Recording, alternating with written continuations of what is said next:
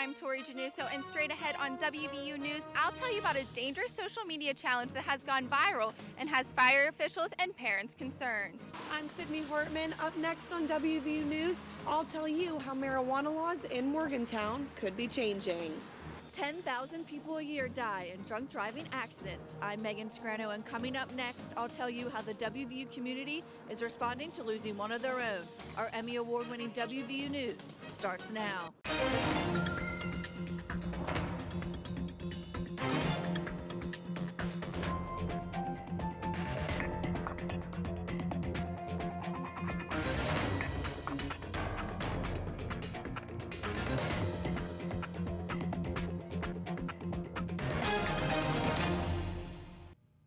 A recent drunk driving accident that killed a WVU student has Morgantown in mourning.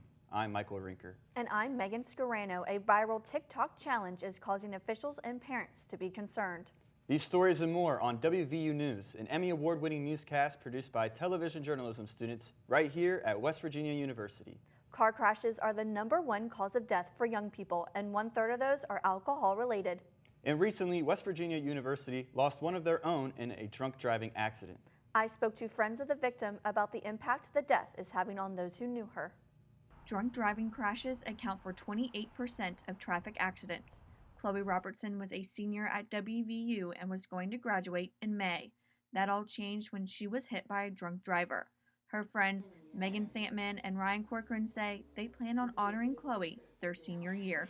When this happened, we decided that we were going to dedicate these next 3 or 4, however many months it is left, to Chloe.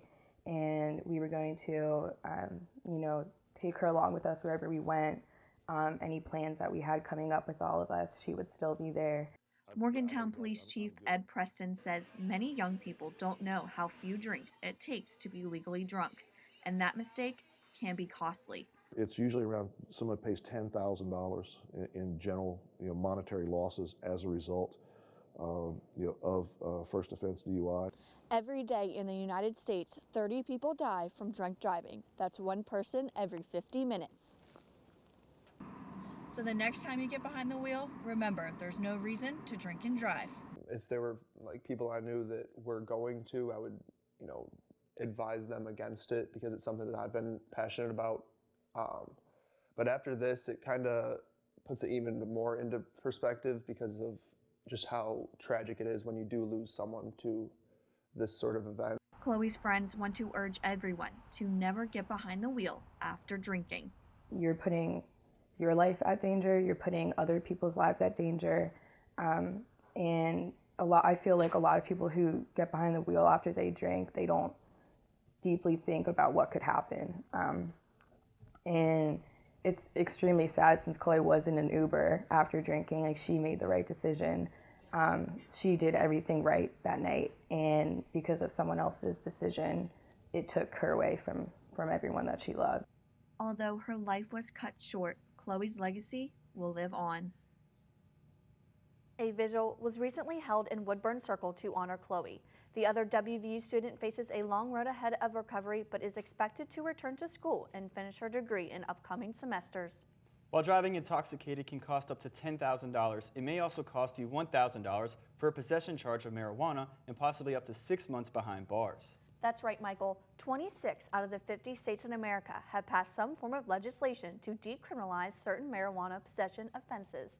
Is West Virginia next? Sydney Hartman joins us now from Studio B at the Media Innovation Center with her segment, Storytelling with Data, to tell us more. Sydney?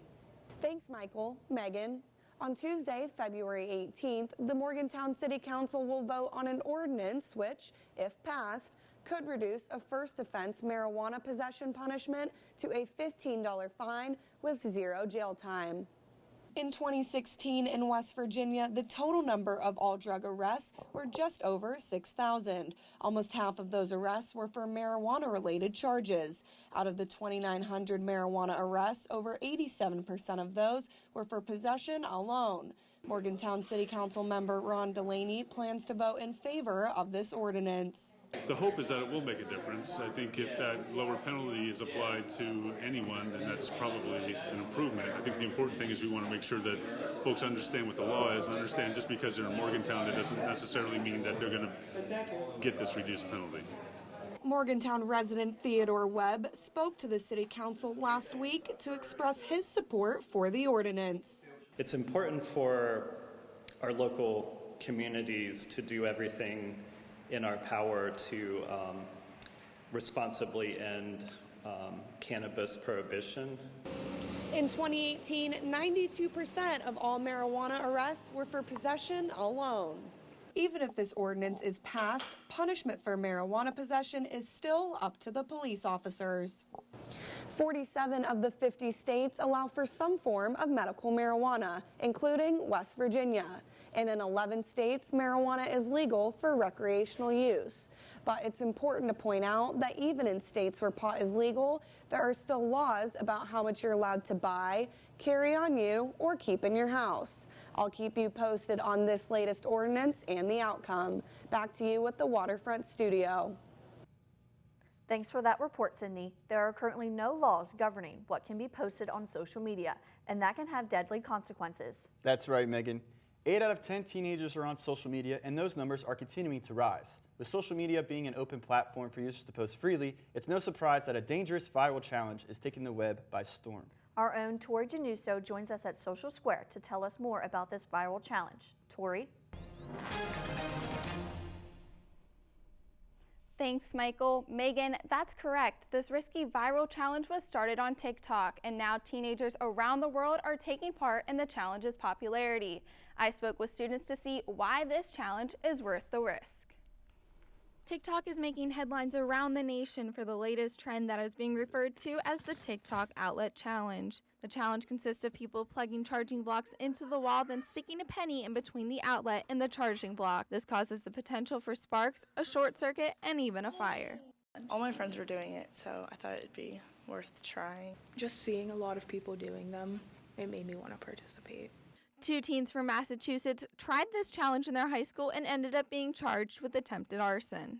TikTok is an app that was created in 2016. It currently has over 5 million users worldwide, with the average person spending 52 minutes per day on the app. WVU teaching assistant professor Bob Britton has an interesting take on why social media users copy behaviors they see online. Because that drive to get more eyeballs, more clicks, more engagements, and more attention is very strong.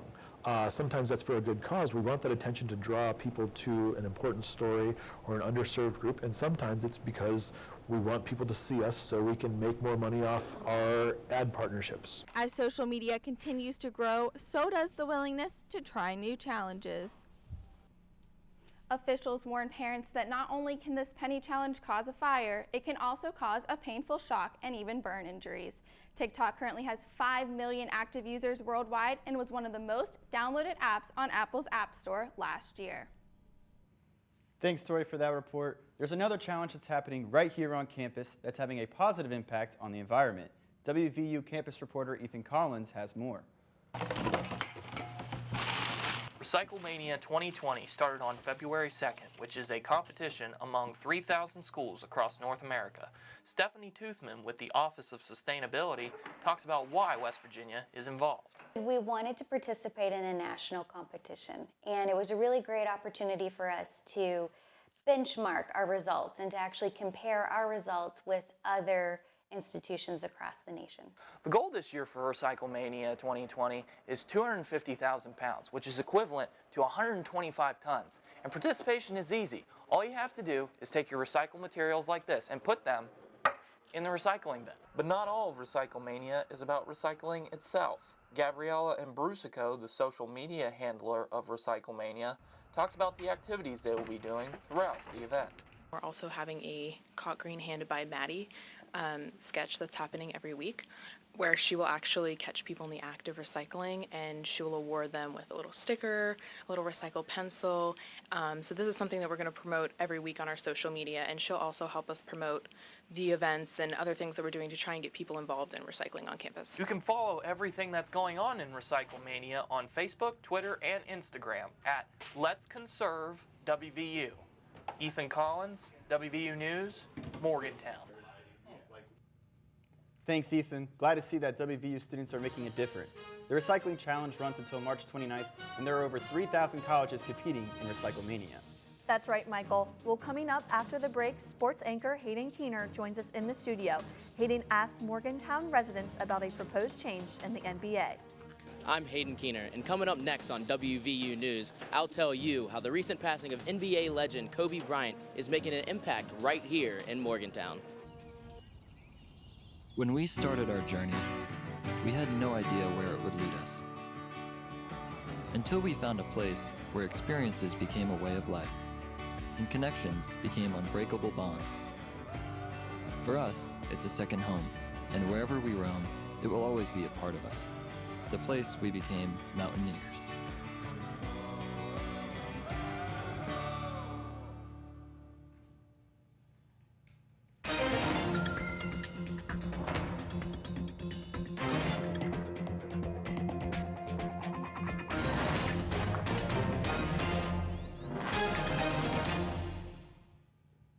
The world is still mourning the death of Kobe Bryant and his daughter, Gianna. Yes, that's true, Michael. And sports reporter Hayden Keener is here to give us a local perspective to this tragedy. Hayden? Thanks, Megan. Michael? The death of Kobe Bryant sent shockwaves around the world, and now people are coming together online to petition the NBA silhouette to be changed. The current NBA logo is said to be Jerry West, a WVU graduate who is a star basketball player for the Mountaineers. West went on to become the coach of the Lakers, and later he made a draft day trade for Kobe Bryant in 1996.